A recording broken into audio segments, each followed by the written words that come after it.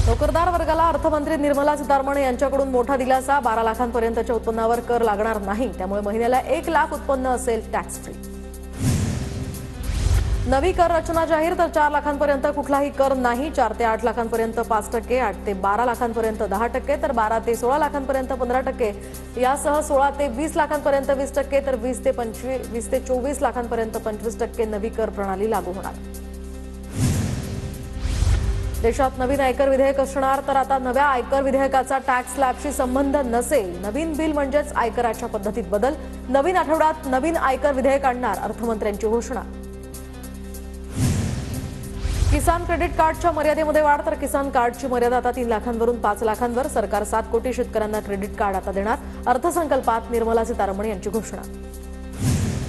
देशातील 100 जिल्ह्यांसाठी आता धनधान्य कृषी योजना, 1.7 कोटी शेतकऱ्यांना याचा फायदा होणार। तर नाफेड एनसीसीएफ कडून डाळींची खरेदी केली जाणार, यासह अर्थसंकल्पात या महत्त्वाच्या शेतकऱ्यांसाठी घोषणा। केंद्र सरकार 50,000 स्वस्त घरं तयार करणार, तर जमिनींसंबंधित इंडस्ट्रीला यामुळे सहाय्य करणार, अर्थमंत्री निर्मला सीतारमण यांची माहिती। पायाभूत सुविधांसाठी राज्यांना 1.5 लाख कोटी, जलजीवन मिशन 2028 पर्यंत वाढवलं। देशातील प्रत्येक घरापर्यंत नळानं पाणी पोहोचवणार, केंद्रीय अर्थसंकल्पात ही घोषणा। भारतीय भाषांमध्ये पाठ्यपुस्तकांची निर्मिती करण्यात येणार, तर भारताला जागतिक खेळणी केंद्र बनवण्यासाठी प्रयत्न। मेक इन इंडिया अंतर्गत पर्यावरणपूरक ही खेळणी बनवली जाणार, सीतारमण यांची माहिती। केंद्रीय अर्थसंकल्पात स्टार्टअपसाठी आता 10 कोटींची मर्यादा। नवीन उद्योगपतींना 2 कोटींपर्यंत कर्ज, तर लेदर इंडस्ट्रीजमध्ये 22 लाख लोकांना रोजगार मिळणार, अर्थमंत्री निर्मला सीतारमण यांची माहिती।